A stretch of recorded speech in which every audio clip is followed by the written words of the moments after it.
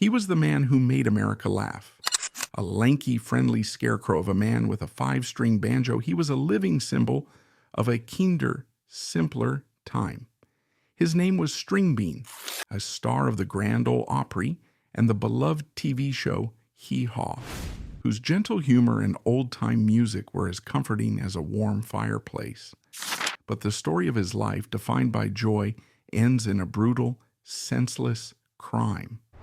On a cold November night, the innocence he represented was savagely extinguished when he and his wife were murdered in their secluded cabin during a botched robbery. Fueled by a tragic rumor about a hidden fortune, it was a crime so shocking it shattered the trust and soul of the entire country music world. This is the story of that tragic collision, a life of pure joy and a death of unimaginable violence, and how it forever changed the heart of Nashville. To truly understand the man at the center of this tragedy, to feel the warmth of his life and the chilling cold of his death, we must first journey back to the world that forged him. We must go back to the very heart of Appalachia, to the rugged, remote, and unforgiving hills of Annville in Jackson County, Kentucky, where David Akeman was born on June 17, 1915. This was not the romanticized, gentle countryside of a postcard. This was a land of stark, breathtaking beauty and of equally stark, soul-crushing hardship. A land of deep, shaded hollers, winding dirt roads, and a people whose resilience was carved into their faces like the lines on the mountains themselves. Life here, in the years before and during the Great Depression, was a world apart from the mainstream of America. News from the outside world arrived late, if at all. Modern conveniences like electricity and indoor plumbing were distant dreams. Life was governed by older, more powerful rhythms: the turning of the seasons, the demands of the land, the strict moral codes of the local church, and the tightly woven, often suffocating bonds of family and community. This was a subsistence culture.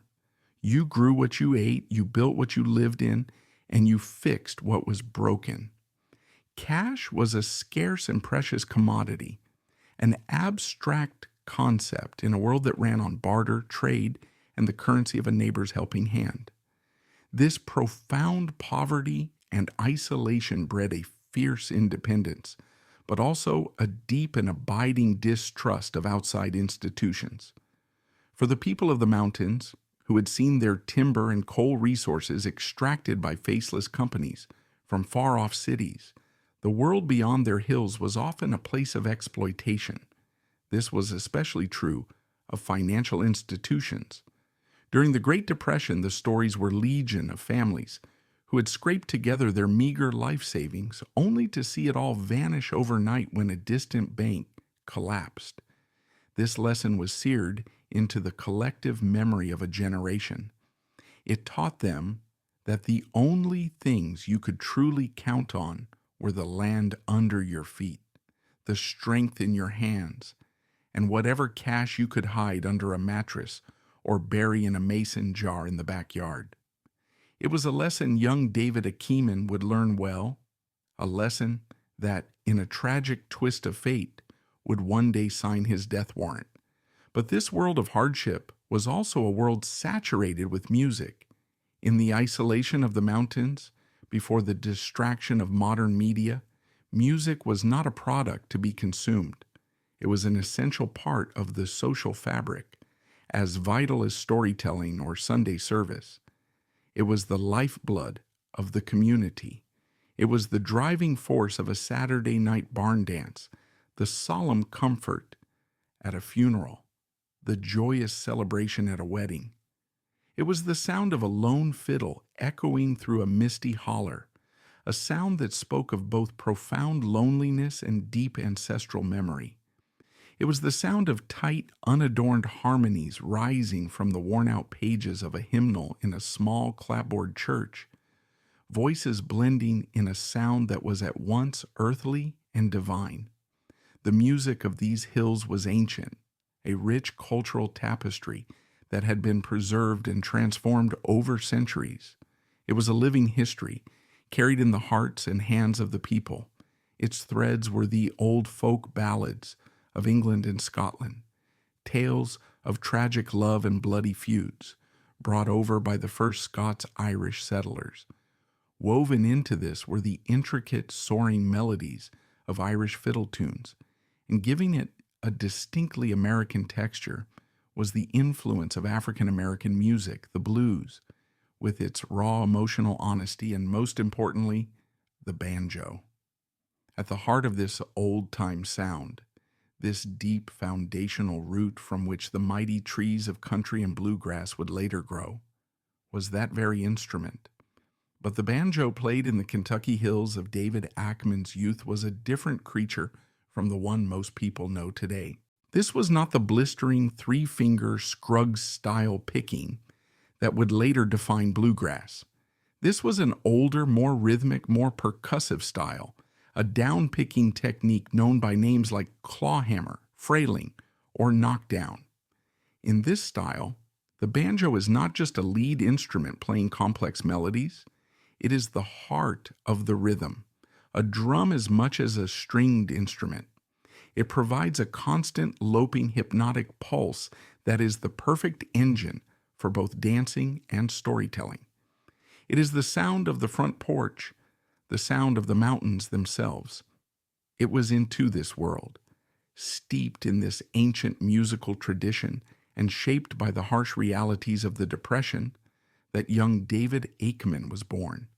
For a poor boy with a quick wit, a talent for music, and a deep innate desire to bring a little joy into a hard world, there was one distant shimmering star to aim for, the powerful radio signal beaming out from WSM in Nashville, and the sacred stage of the Grand Ole Opry, the ultimate symbol that a boy from the mountains had finally made his mark on the world. David Akeman's childhood was a masterclass in making do. It was a life where every object had value and every skill was a means of survival. His father, a farmer and a well-regarded local musician, was his first and most important teacher. He played the old-time clawhammer banjo with a natural, unpretentious skill, and the sound of that instrument was one of the earliest and most formative sounds of David's life. He saw firsthand how music could transform a room, how his father's playing could bring smiles to weary faces and get tired feet tapping after a long week of work. The boy was captivated. He wanted more than anything to make that sound himself. The story of how he acquired his first real banjo has become a cherished piece of country music lore, a perfect parable for his humble beginnings. In a world without music stores or mail-order catalogs, getting an instrument was a serious challenge. Young David, with the resourcefulness that would characterize his entire life, decided to take matters into his own hands. A friend of his owned a banjo, and David set his sights on it. He didn't have money to offer, but he had the currency of the hills, his skill as a hunter. He struck a deal. He would trade 2 of his prize squirrels, which he had hunted himself, for the banjo. It was a trade of sustenance for soul, of practical food for the promise of music. The deal was made, and the boy had his instrument. It was a transaction that spoke volumes about the world, that made him a world where a good song was worth as much as a good meal. With his father as his guide and a natural talent that was immediately obvious to everyone, David quickly mastered the clawhammer style. But he was also developing another gift, one that was just as potent, a natural, effortless sense of humor. He was a born storyteller and comedian with a deadpan delivery and a keen eye for the absurdities of everyday life. This combination of musical skill and comedic timing made him a popular figure at local gatherings. While many musicians were serious, stoic figures, David Akeman was an entertainer, someone who understood that the goal was not just to play the notes right, but to make the audience feel something, preferably joy. Alongside his musical pursuits, he was also a gifted athlete. Tall, skinny, and surprisingly agile, he excelled at baseball, playing on a local semi-professional team. For a time, it seemed his future might lie on the baseball diamond rather than the stage. It was during a game that he earned the nickname that would define his public persona forever. He was playing first base, and his impossibly long, thin arms and legs made him look like a collection of loosely connected sticks. An announcer, struggling to describe his gangly appearance, shouted out, "Look at that old Stringbean out there." The name was perfect. It was affectionate, descriptive, and unapologetically country. It stuck immediately. David Akeman, the baseball player and part-time musician, began to fade, and Stringbean, the performer, was slowly being born.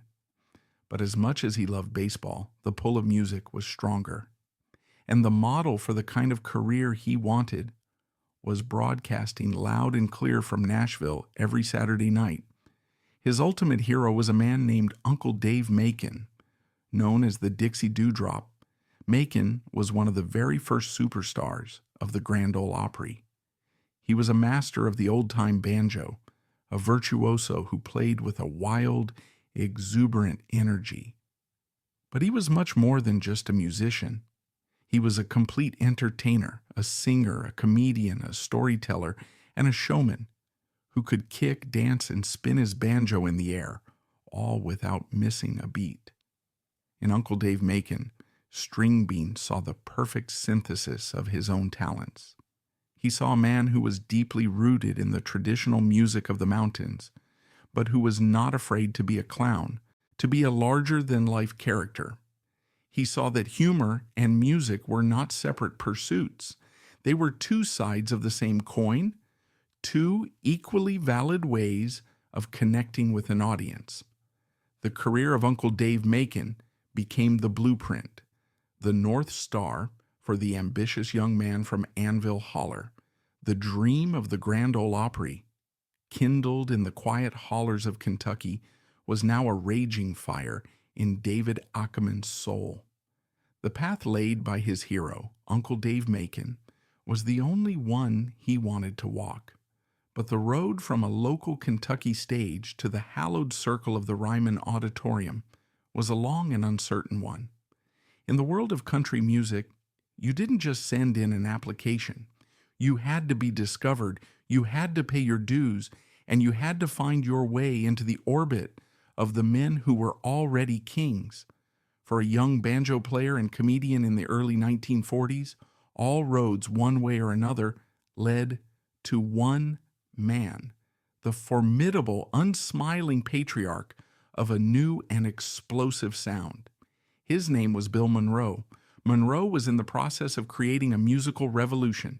He was taking the old-time music of the mountains, the music Stringbean knew in his bones, and supercharging it. He was cranking up the tempos to breakneck speeds, pushing the instrumental virtuosity to astonishing new levels, and adding a tight, high-harmony vocal structure that would come to be known as the high lonesome sound.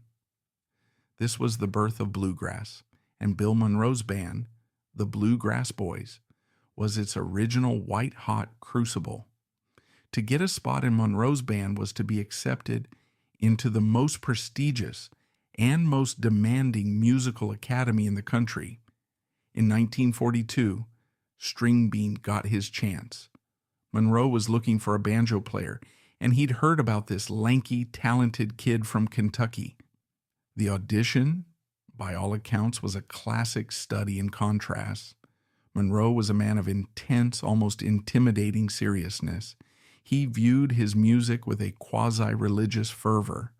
Stringbean, on the other hand, was a natural-born comedian, a man who couldn't help but see the humor in things. But when he played, Monroe heard something he recognized and respected. It was the authentic, old-time clawhammer style of his own youth, the sound of Uncle Dave Macon, the rhythmic heartbeat of the mountains. He hired him. At the age of 27, David Stringbean Akeman had made it to the big leagues. He was a bluegrass boy. His tenure in that band places him at a fascinating and crucial crossroads in the history of American music.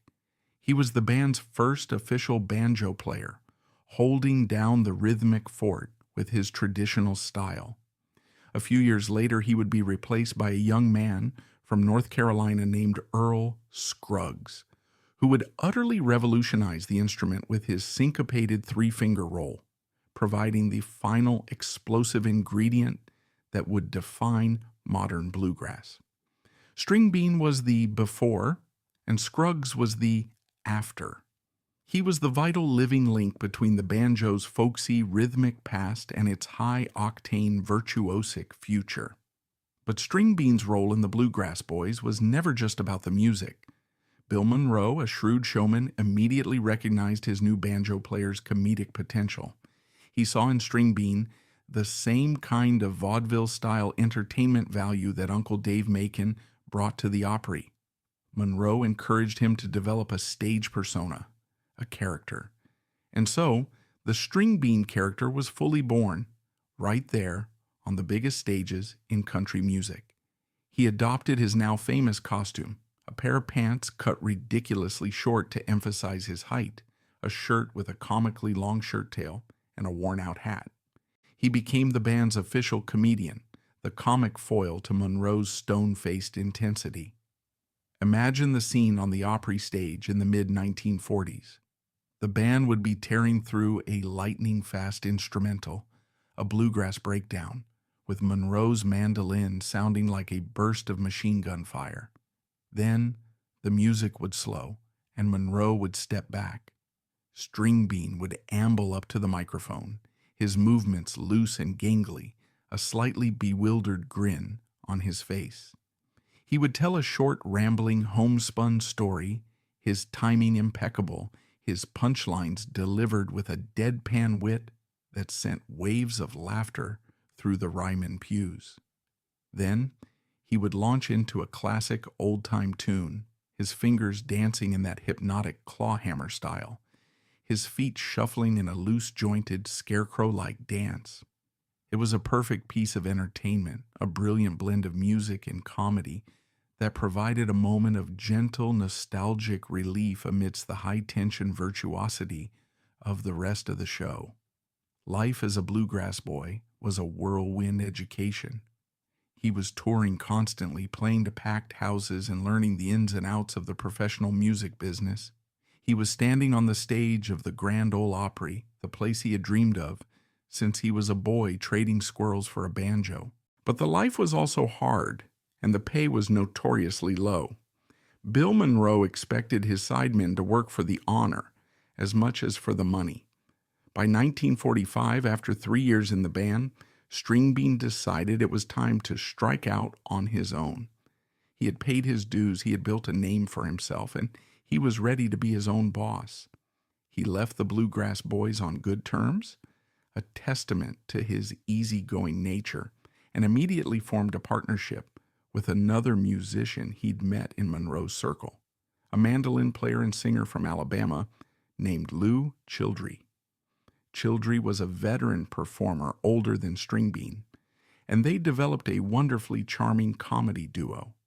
Stringbean, with his characteristic affection, nicknamed Childrey the Old Gray Mare, and their act, Stringbean and the Old Gray Mare, became a popular fixture on the country music circuit. Their comedy was a gentle vaudevillian back and forth, full of puns and silly misunderstandings, a perfect complement to their authentic old-time musical style. It was during this period, while establishing himself as a solo artist, that the most important event of his personal life occurred. He met a woman named Estelle Stanfill. Estelle was a warm, kind, and down-to-earth country girl who shared his values and his love for a simple, unpretentious life. They fell deeply in love and were soon married. Estelle was more than just his wife. She became his partner in every sense of the word. She was his confidant, his anchor, and often his musical accompanist, playing alongside him on stage. She understood him completely, from his quirky sense of humor to his deep-seated Depression-era anxieties about money. Their shared philosophy on finances would become a defining characteristic of their life together. Both David and Estelle had grown up in poverty. They had witnessed the fragility of fortune and the unreliability of institutions like banks. As Stringbean's career began to flourish and he started earning real money for the first time in his life, they made a fateful decision. They would not entrust their savings to a bank.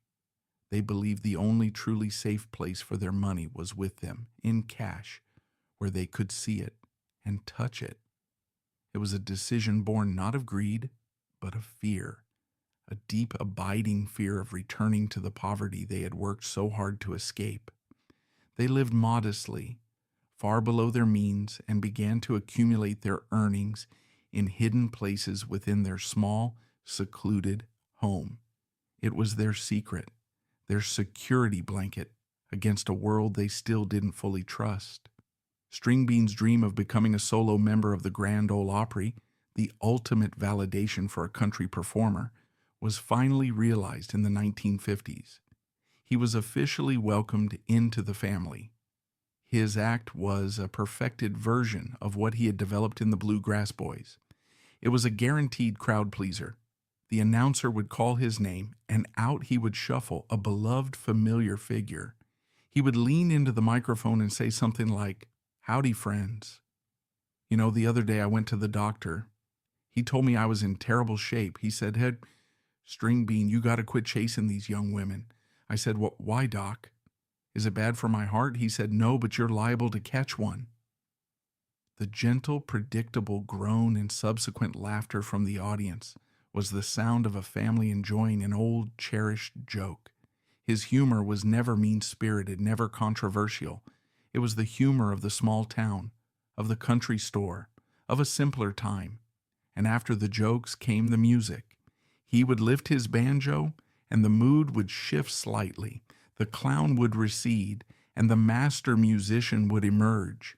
He would play a classic mountain tune like Cripple Creek or sing a mournful ballad, his voice honest and unadorned.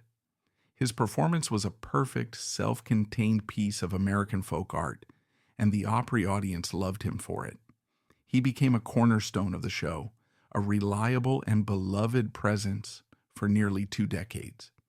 He was part of the Opry's golden age, sharing the stage with legends like Ernest Tubb, Roy Acuff, Little Jimmy Dickens, and a young Porter Wagoner. He was known backstage as a genuinely kind and humble man, always ready with a friendly word or a funny story. He was a friend to everyone, a man without any known enemies. He and Estelle lived their quiet life, making their weekly pilgrimage to the Reman, content in the knowledge that he had achieved the dream that had seemed so impossible for the boy from Anvil Holler. He was a star, but he and Estelle still lived like the simple country people they had always been, saving their money, distrusting the banks, and finding their security not in stocks and bonds, but in the rolls of cash they kept tucked away in their small, isolated cabin. As the 1960s dawned, a new and powerful medium was beginning to reshape the landscape of American entertainment. Television, country music, with its colorful characters and devoted fan base, was a natural fit for the small screen. In 1969, 2 Canadian producers, Frank Pepiat and John Aylesworth, created a new variety show for the CBS network. Their idea was to create a country version of the hit comedy show Rowan and Martin's Laugh-In. It would be a fast-paced, sometimes chaotic, and unapologetically corny mix of music and comedy. They called it Hee Haw. The show needed a cast of authentic, lovable country characters, and the producers went straight to the source, the Grand Ole Opry. They cast 2 of country music's biggest stars, Buck Owens and Roy Clark, as the hosts. And for their stable of quirky comedic characters, they signed up a roster of Opry favorites, including Grandpa Jones, Minnie Pearl, and of course Stringbean. For Stringbean, it was the opportunity of a lifetime. The show was an instant runaway success. Even after CBS canceled it in 1971 as part of a network purge of rural-themed shows, it immediately moved into syndication, becoming one of the highest-rated and longest-running shows in television history. It reached a massive national audience, far larger than even the Grand Ole Opry could command. Suddenly, Stringbean was not just a country music star. He was a national television personality, a household name from New York to California. His gentle deadpan humor and unique look were perfectly suited for television. He became one of the show's most beloved and recognizable figures. Millions of Americans who had never heard an old-time banjo tune in their lives now saw him every week, and they fell in love with his charming, unassuming persona. They loved his recurring bits. Standing in the cornfield alongside a scarecrow, that was his spitting image, delivering a perfectly timed one-liner. They loved seeing him in the show's barbershop sketches, trading silly jokes with Roy Clark and Grandpa Jones.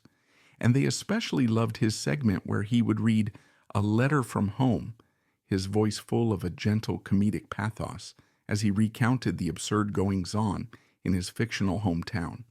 His famous sign-off at the end of the letter, "I have to close now, I hope." "I hope" became a national catchphrase. Stringbean was no longer just a musician. He was an icon, a symbol of a gentle, funny, rural America. This new level of fame brought him more success and more money than he had ever dreamed of. It also dramatically amplified the persistent rumors that he was fabulously wealthy. And in the minds of some, it transformed the image of his simple country cabin from a humble dwelling into a secret, unguarded treasure chest. And so, the humble boy from Anvil Holler became a national treasure, living a successful life with a comfortable rhythm of Saturday night performances and quiet weekdays at home. He and Estelle achieved the American dream in their own simple way, but the very traits that had defined their charming style, a mistrust of banks, a humble bungalow, and expected cash, came together in the dark to create a deadly legend. The legend sealed their fate on a cold November night, Saturday, November 10th, 1973. That night began like countless Saturdays before, with a rhythm as familiar as the changing of the seasons. It was Opry night. The final triumphant performance of Stringbean's life was about to become the first scene of an unimaginable tragedy. Backstage at the new Opry House, the atmosphere was a unique blend of professional chaos and down-home comfort. Stars in glittering rhinestone suits would stand chatting with stagehands in overalls. Legends of the genre would share a cup of coffee and a story with the newest wide-eyed members. It was a world of easy camaraderie, and at the heart of it, as always, was Stringbean. At 58 years old, he was an elder statesman, a beloved and comforting presence. We can picture him there, in his famous costume, leaning against a wall, his banjo case propped beside him, sharing a quiet joke with his old friend, Grandpa Jones, or offering a warm, encouraging word to a young musician. He was not a distant, unapproachable star. He was Uncle Dave to some, a dear friend to others, a man universally regarded with genuine affection. When his turn came, he would have ambled out into the bright, warm television lights of the stage. The applause would have been immediate and heartfelt.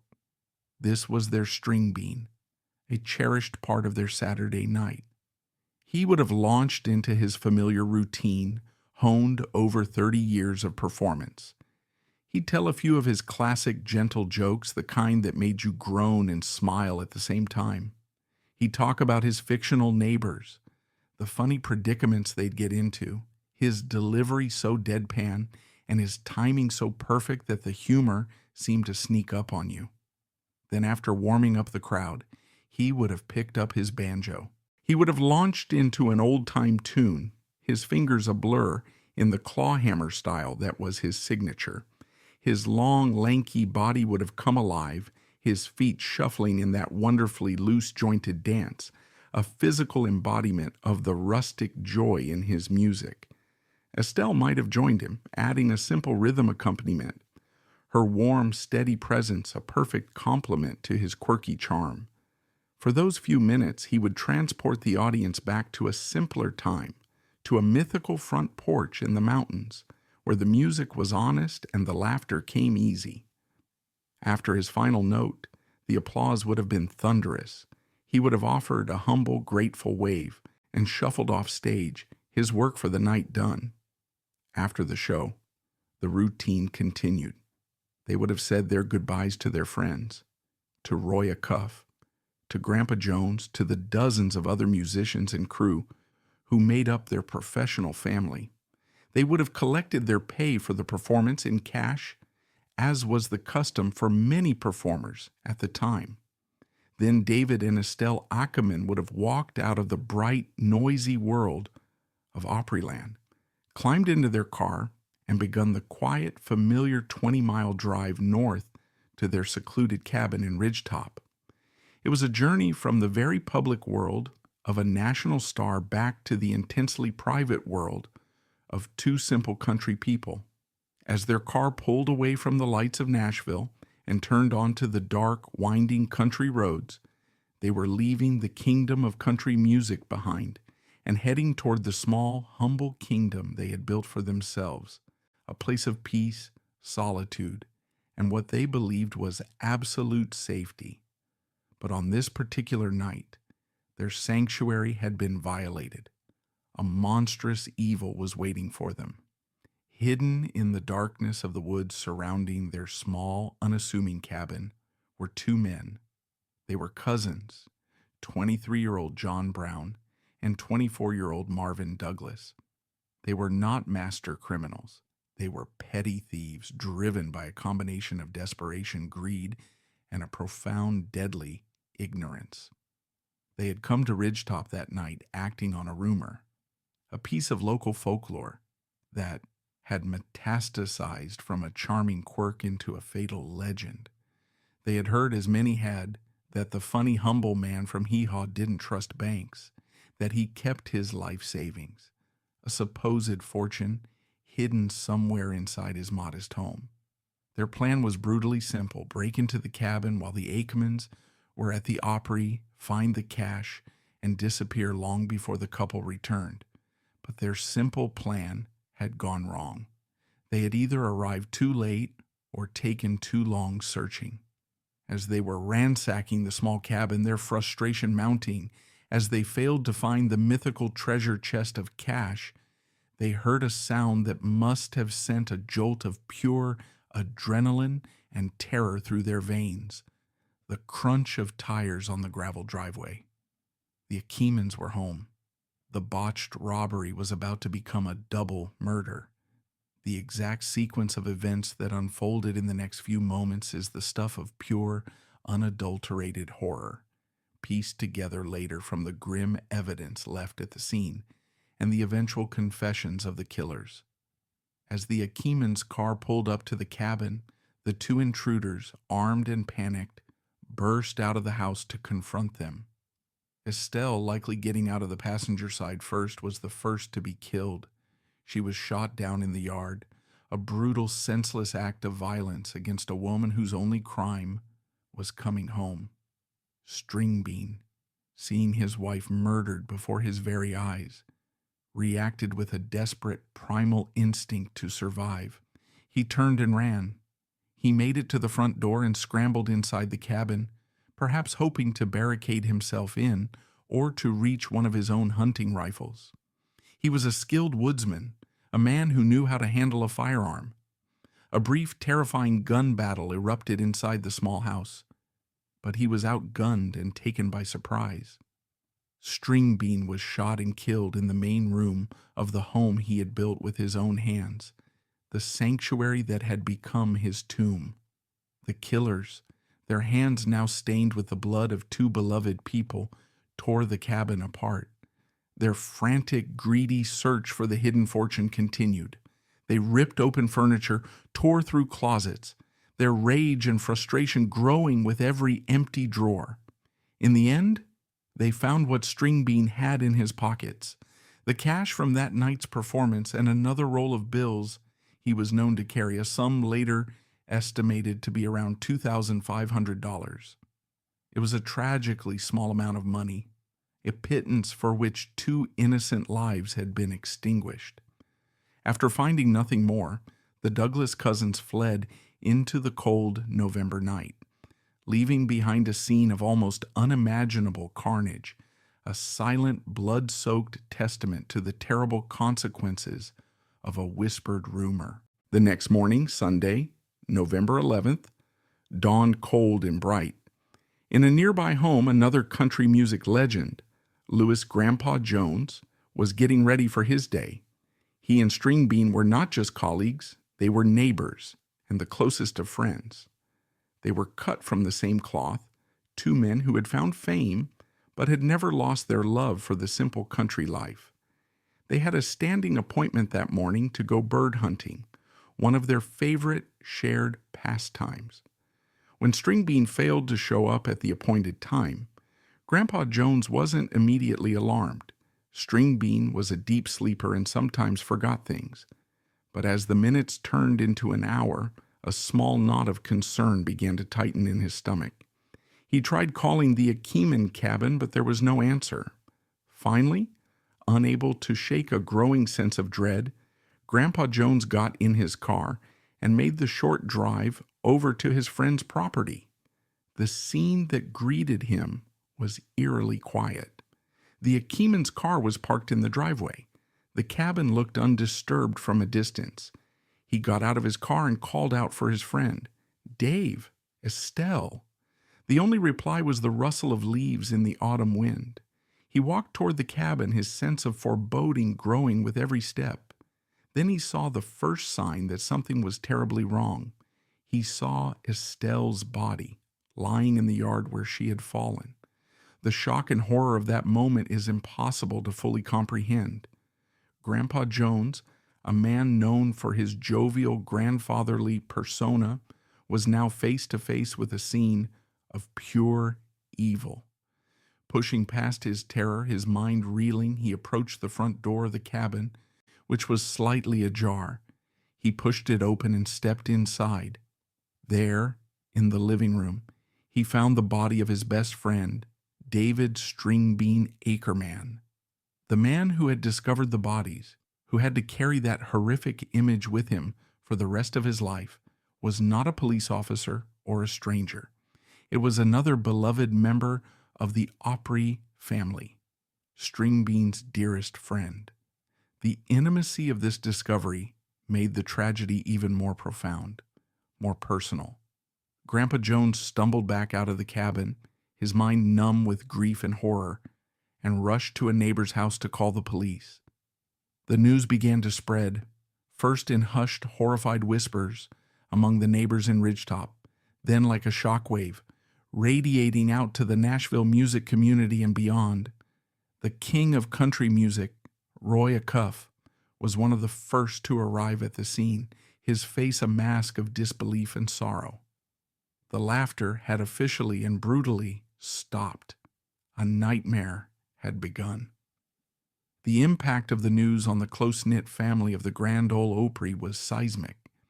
It was a community that had seen its share of tragedy, of lives cut short by plane crashes and car wrecks, of battles lost to alcohol and heartbreak. But this was different. This was not a tragic accident or a slow decline.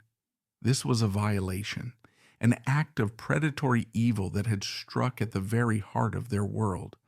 Stringbean and Estelle were not just performers. They were beloved members of the tribe, known for their kindness, their humility, and their complete lack of pretense. The sheer, senseless brutality of their end was incomprehensible. Roy Acuff, the undisputed patriarch of the Opry, a man who had seen it all, wept openly as he spoke to reporters, his voice breaking with emotion. Stringbean was a man who was loved by everyone, he said. He brought so much joy to so many people. It's just unbelievable. Grandpa Jones, the man who had found his friends, was utterly shattered, a man suddenly aged by a grief too heavy to bear. In a tearful interview, his folksy persona completely stripped away to reveal a man in raw, agonizing pain. He struggled to make sense of the senseless. He was the finest, most honest, most sincere man I ever knew. They were just good, simple people. Why would anyone do this? That question, why, echoed through the stunned silence of Music City. In the absence of answers, fear began to take root. The motive seemed so completely random and inexplicable that it created a terrifying possibility. If it could happen to someone as gentle and harmless as Stringbean, it could happen to anyone. The country music community, which had long prided itself on its accessibility and its small-town feel, was suddenly forced to confront its own vulnerability. The stars who lived on sprawling but largely unsecured farms, who listed their numbers in the phone book, who mingled freely with their fans, were now looking over their shoulders. The open, trusting relationship between the stars and their public was forever tainted by a new and chilling suspicion. The story became a national sensation, a grim and shocking headline that juxtaposed the wholesome image of Hee Haw with the horrific details of a double murder. The contrast was jarring, almost surreal. The man who represented a pure, uncomplicated goodness had been swallowed by a darkness that seemed to belong to another world entirely. The investigation was now under an intense national spotlight, and the entire community held its breath, praying for justice and trying to comprehend how the laughter had so suddenly and so permanently died. The scene inside the cabin was one of frantic, savage chaos. Drawers had been pulled out and emptied, furniture was overturned, and the simple belongings of a lifetime were strewn across the floor. It was the unmistakable signature of a desperate, greedy search, but it was the human cost that froze the blood of even the most seasoned investigators. The bodies of Estelle and David Akeman told a story of a sudden, terrifying ambush and a brief, hopeless fight for life. The evidence spoke of a crime that was not a clean professional hit, but a panicked, ugly, and ultimately pathetic act of violence. This wasn't a crime of passion or a professional vendetta.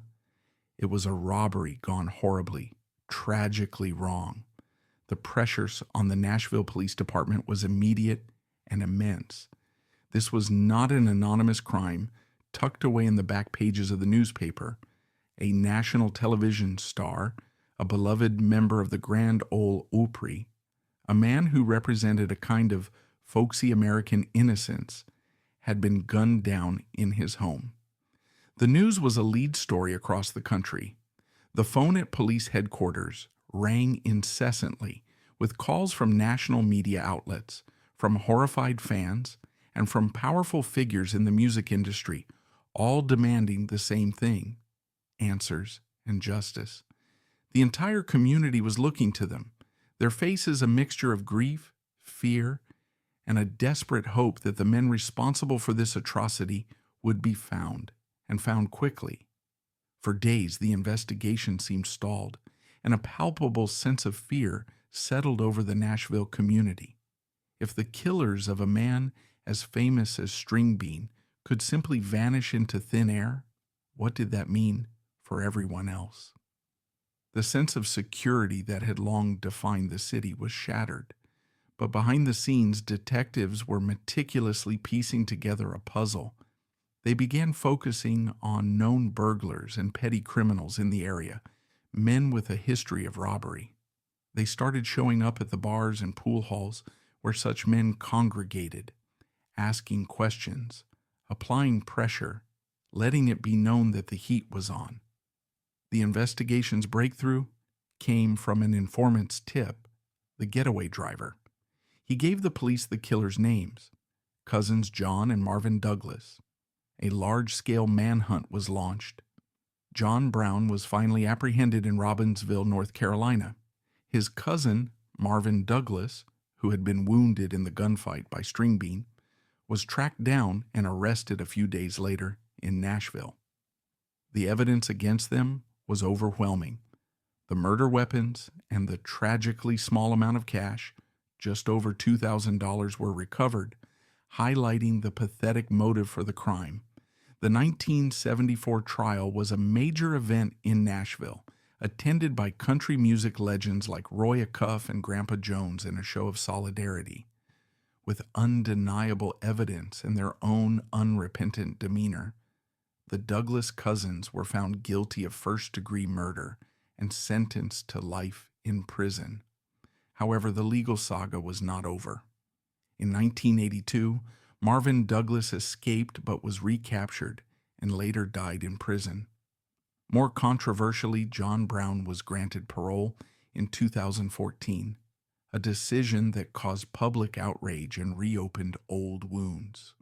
Although justice was legally served, John Brown's release left a lingering sense of injustice, a final dissonant chord in the tragic song of Stringbean and Estelle. The murders of Stringbean and Estelle Akeman permanently ended the Grand Ole Opry's trusting, open-door culture. For decades, the backstage area had been like a family, where artists and friends could wander freely. But this brutal crime proved that the stars were also targets. As artist Bill Anderson reflected, it was the end of an era of innocence. Immediately, security was tightened. Open doors were replaced with locked ones, professional guards, and a strict backstage pass system. The easy intimacy vanished, replaced by a controlled workspace. This end of innocence radiated outward, affecting the personal lives of country music stars. They became more private, installing security gates and becoming less accessible. The crime was a brutal lesson that fame could attract deadly dangers.